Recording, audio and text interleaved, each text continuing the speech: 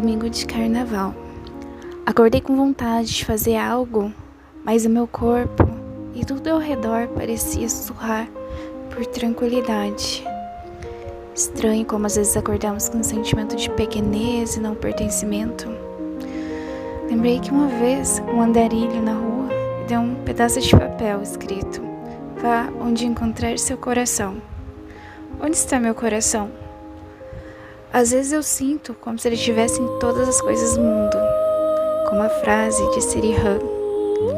Mas às vezes eu não encontro em lugar nenhum.